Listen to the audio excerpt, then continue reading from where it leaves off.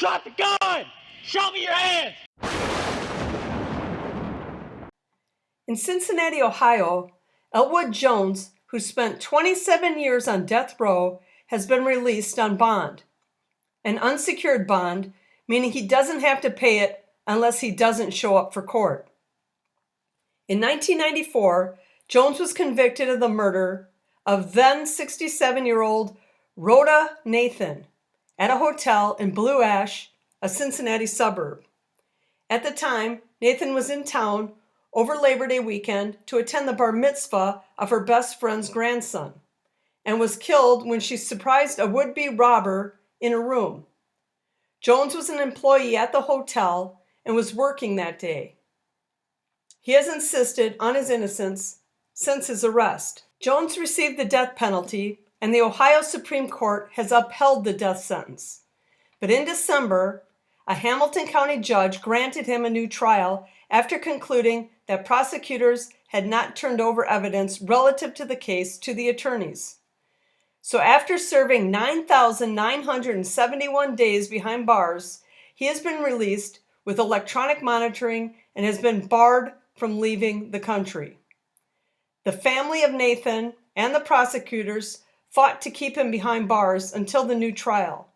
The prosecutors said Jones had a long criminal history before he was arrested for the murder, including burglary and assault charges, and warned he was a risk to others as well as being a flight risk. The incident occurred on September 3rd of 1994 at the Embassy Suites. The evidence against Jones included an infected cut on his hand that a doctor testified he likely got from striking someone in the mouth, bruising on Nathan's body that prosecutors said matched Jones's work radio, and a pendant discovered in Jones's toolbox that Nathan's family said belonged to her. So after nearly 30 years behind bars, he's free until a new trial. 10 courts have reviewed the case and upheld the conviction, and his release was ordered despite a state constitutional prohibition on bail for those charged with capital offenses.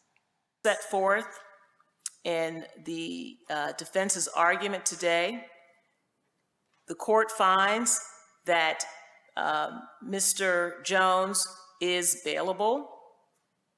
The state has not met its burden, and I am going to set bail at $50,000 unsecured with the following conditions: that Mr.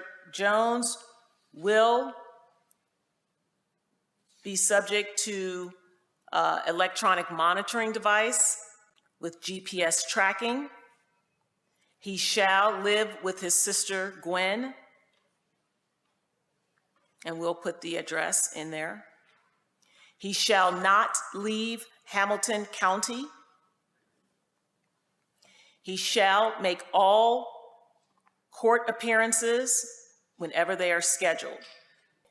And he shall report and submit to random drug screens by probation on a bi-weekly basis. Support this channel and pick yourself up some original crime-related apparel.